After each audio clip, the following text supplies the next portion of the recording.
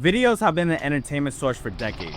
Many of these digital videos were recorded to offer the brain something to procrastinate, masturbate, fascinate, laugh till pain enters to your waist.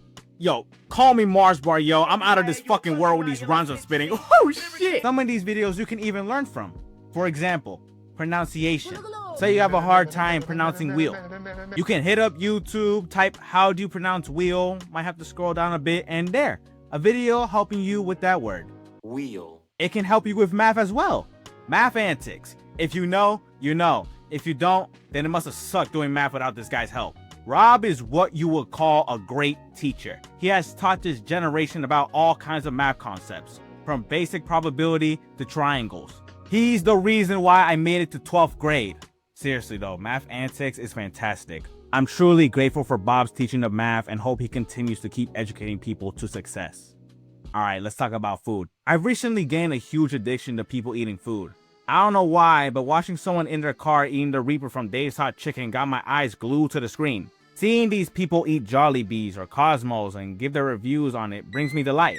There's also food videos where they show how it's made, or eat insert location / food name here for a day. I like and get confused with them. I fuck with you, Carissa, but I don't know how the fuck you ain't fat nor got diabetes yet with the kind of food you be eating. And those people that be cooking them, what the fuck do you be making? Like, they be doing too much with these food items, putting lots of toppings and sauce on it. Just look at this. You're not devouring all of this, especially since there's pickles in it. 4 bites and your ass is about to be slung. 1 bite if it's deep fried. Anyone eating deep fried food like these need to be in TLC, cause they got a strange addiction. Zach Choi's one of them. Look at this shit. How the fuck are you loving this? Pop the pig when it dare put deep fried s'mores in his mouth. We all have different taste buds, yeah, but nah, you don't see anyone eating shit like this. Howard, get your ass to filming. Only food cooking videos I like are Fred's replicas of food from cartoons and people making good food. Unless the kid's making it, those piss me off so much, I can't stand them. How is a 9-year-old able to make a dish that looks like something Gordon Ramsay would love to have in his restaurant, and my ass can only make toasted bread with strawberry cream cheese on top? Why wasn't I taught how to make ratatouille when I was their age? Back when I was 9, I was being bad at sports and watching gameplay videos, which were dope back then. FGTV and Zach Scott Games was all I watched back in the day.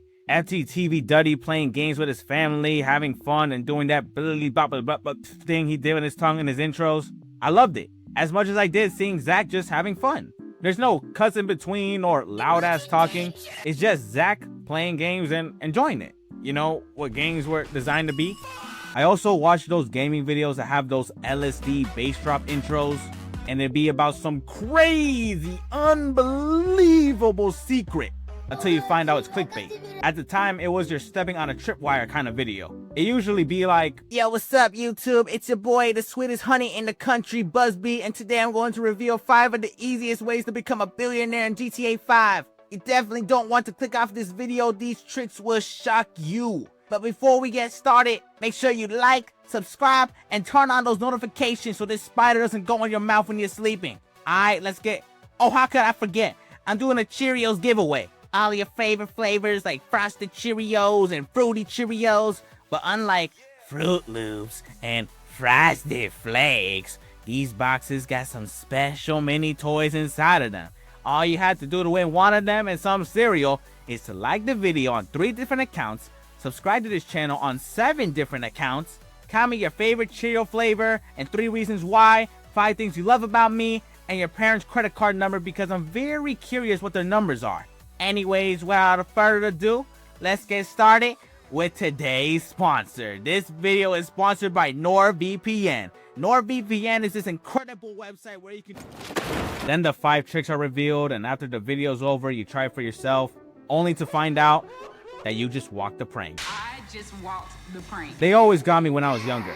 I believe these Roblox YouTubers when they mention some crazy hack and murder mystery because they're adults, and adults wouldn't lie to kids, right? I stopped falling for them when a friend of mine exposed Ali A for lying in his videos. At first I assumed he was talking crazy. You think a guy like Ali A would do that? I don't think so. Look at him, he looks so innocent. How can you say something like that? Then he showed me the Season 4 Secrets Leak video, and I was in disbelief finding out the truth about Ali A. He's not honest in his videos. How long has he been doing this? it was the craziest thing I ever witnessed. Until I went to junior high and saw someone get jumped. Another kind of videos that I liked watching were those animated stories. Regarding if almost all of them were fake, like being convinced that a girl can be allergic to skin is like thinking GTA 6 would come out next year on May 26. Hopefully this ages like milk. However, despite that, I liked watching them. And even more when Mr. Stuff watched them. Seeing his reaction to it makes the video better. They can be cringy at some moments, but still enjoyable. Along with those watching the most insert emotion name animations and would you rathers. Those were fire. I mean, it's Mr. Stuff for fuck's sake. It's hard to dislike a guy that loves titties. I mostly preferred watching people's reaction to videos than watching the video. They're more fun and interesting to experience. And ain't no better case than Flight Reacts reacting to Darman. Those videos are comedy gold. Act or no act, his reactions will be hilarious. Giving out life advice and throwing tantrums. This is what the Gold Rush miners were looking for. A top 10 rapper reacting to true stories told from a fabulous director, Darman. Not as good as tomorrow's teaching though. Yo, what's up, my nigga? YouTube reactions know how to make a video better. Music related or celebrity breakdowns. They never fail to disappoint. Unless it's ones like these up on the screen. Those are horrendous. Their reactions feel like they were scripted. Majority of these YouTube videos nowadays feel scripted. Eating 100 years of McDonald's. Surviving the worst babysitter. World's most evil kids. Last to sleep wins. Eating at the worst reviewed restaurants. What's really inside 20 Happy Meal toys? Send all that filthy shit to YouTube kids. It doesn't belong here. What happened to you, Roy? I know you've done this kind of content before with these weird thumbnails, but at least you look like a human being that functions like a human and has human emotions. What the fuck am I supposed to call this?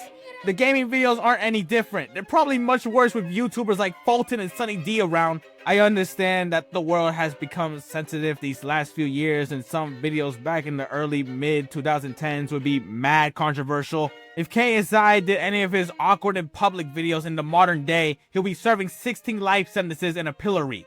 But the content could be at least decent at best. Not saying that my videos are anywhere near that. I know some of the videos I make are garbage. But I'd rather create trash bags than film a video about taking care of a kid with a porn star for a day. Only times I watch YouTube are for sport highlights, celebrity interviews, and funny moments. Also movie clips. You can watch an entire movie from them. I was able to watch 30 minutes or less and the Angry Birds 2 movie. And I guess some of the newer content. There's a few good ones here and there. I think it just doesn't hit the same. Try Not to Laughs aren't what they were back in the day. Pranks aren't as funny and crazy as before. YouTube isn't what it used to be. But hey, change gotta happen eventually. For better, or in this scenario, for worse.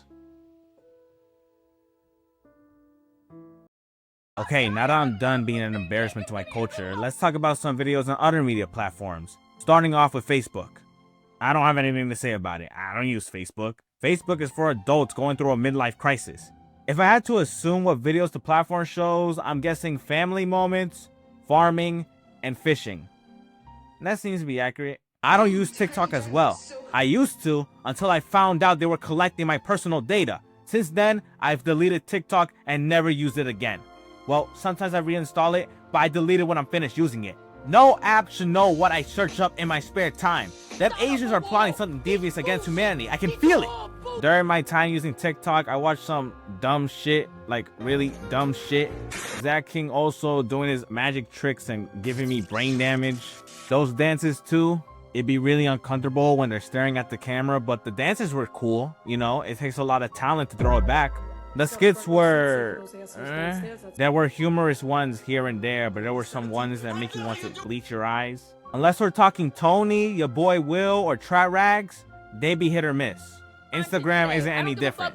Usually Instagram videos are about what's going on in someone's life, where they're at, teasing someone, showing off their outfits, you know, bragging how life their good is. Or if it's a girl's account, constantly recording themselves doing the ducky face. As if taking photos of their big fat juicy lips wasn't enough. Y'all females gotta chill out with that. You cannot be that desperate for some BBC. Aside from those, both apps are kind of the same. Instagram also has some videos of rappers promoting a clothing brand or doing a giveaway, along with OF girls shouting out their pussy. Damn, excuse me, ma'am, what are you doing? I'm just stretching. Yeah, let's discuss sex tapes. When two people are in love, Both the girl and boy tend to express their feelings to each other, mentally through emotions and physically through sex. And at times, the couple film themselves having sex to who the fuck knows. To show the world their love at its realest form, maybe interested in people's thoughts on how they do it, what sex positions they have to work on, we'll never know. I'm not referring to the videos on these platforms, we know why those exist. I'm talking about some dude recording himself smashing on a girl from the back on his Samsung Galaxy S24 Ultra. And it's not just guys fucking girls, there's also brothers fucking their sisters, cousins fucking their aunts, sons fucking their stepmoms. It's fucking jaw-dropping. And foolish of these women being sex dolls. Letting these men film a tape of it to send to the internet and not do anything about it or literally okay with it. What? Bitches, you're drunk. You're not making profit off of it. If you are, it ain't enough. You're out here being a moaning freak for these boys on Snapchat and Twitter to beat their meat. But why should I care? I'm not their father nor a role model. If this is the life they want to live, so be it. Go suck a dick for our man's Snapchat story.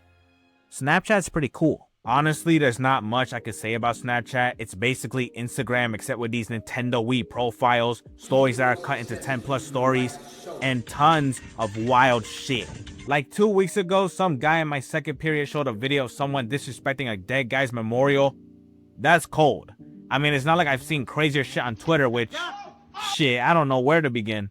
Twitter is an incredible social media app created in March 2006 by Jack Dorsey, Noah Glass, Biz Stone, and Evan Williams. It made its premiere that same year in July and has slowly become the definitive platform of all social media content. The platform provides more than funny posts and daily news. It offers some of the best entertainment you can watch through a screen. We're talking dance battles, fights, street takeovers, getting caught cheating, security footage, people being idiots. Whatever you're looking for, Twitter has it all. You're probably thinking, bruh, every media platform has videos like that. Yes. And no. Okay, Facebook, no need to explain. TikTok, yeah, but they have access to your personal info, meaning your life's at risk. So fuck using that app. YouTube, it has car crash compilations and a few others, but that's it. Majority of them get taken down, age restricted, or are only visible on the news. And the rest are pretty drab. They're not that interesting and don't hold up to the rest. Like YouTube in its recent state. Snapchat depends on where you live. Yeah, you can search it up, but I think they're at its finest when you're watching a story from a friend of yours or people that live around your area. Chicago and India have some deranged shit going on every day that could be Snapchatted. South America's like every few minutes. North Dakota ain't got any crazy shit going on compared to New York. Instagram, like Snap, it depends on where you live. You can see them in Reels or search it up, but it takes some digging to get some really good ones. Plus, there's moments where you'll have to do a follow request to check an account out. That's some bullshit. You's a bum if you do that. Twitter is easier to find what you're looking for and overall has better videos. The amount of quality it gives out is endless. It feels like I'm being totally biased, but I just prefer Twitter more. It makes me happy and excited. However, there's times where it makes me furious. The app got so many gems to give out, but also shit that got you wanting to peel your skin off. This video I'm showing here is a group of girls stealing items from a CVS. One of the girls tells the coworker recording them to open the door, and he does that. Why? How you not gonna stand up to this girl that is robbing you? Did you think you were gonna have a taste of her chocolate fountain if you let her go? But if that ain't enough, the caption claims the group of women were about to call the cops on him if he didn't let them leave the store with the stuff they're stealing. They were about to snitch on themselves. You can't make this shit up. It's infuriating. And even more knowing the guy could have had the last laugh if he let these women call the cops unaware of their own arrestment. But instead he had to be Mr. Nice Guy and send them free. I hope you hurt your ankle next time you ride a scooter. I have a fuck lot of dumb videos I want to whine over, but I'm bound to lose my voice just complaining off one. And I really want to talk about cruel videos. Now, when conversing to these videos, I am referring to something tame like slapboxing. I'm mostly talking about violence that leads to bruises or loss. Obviously, I can't show it, so I'm gonna put video game footage over it because video games have been at the center of the controversy surrounding gun violence. The absurd number of videos I've seen of people getting injured is unhealthy. Explicit content like that guy blowing up his arm celebrating a Dodgers win, that guy breaking his leg from a stunt, that girl getting stabbed by a guy in school, and those dozens of gun violences. Namely, that brother putting closure to his sister's boyfriend for abusing her, those gas station shootouts, or that video of a guy putting an end to 7 people at a grocery store and apologizing to one of the workers for putting them in a fright. Yo, I feel like I really shouldn't be saying this because it's not a normal thing to do. It really isn't. Those videos I said probably got the cops hunting down my location so they can send me to a mental illness academy. However, I can't stop watching them.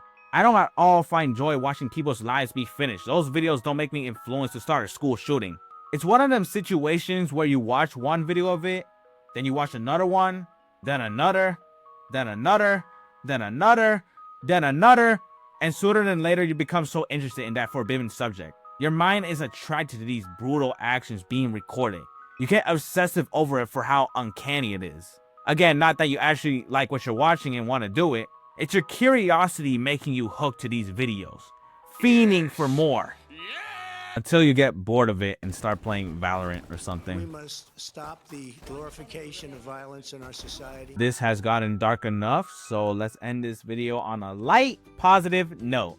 Those are some videos that we've watched at least once in our lifetime. There's a big chunk of videos that I didn't touch on or talk enough about, but I'll maybe make a part 2 of this next year or someone else will cover them, who knows. Thank you so much for watching. I hope you liked this video. I love you and appreciate your time. Have a great rest of your week and next week, and bye.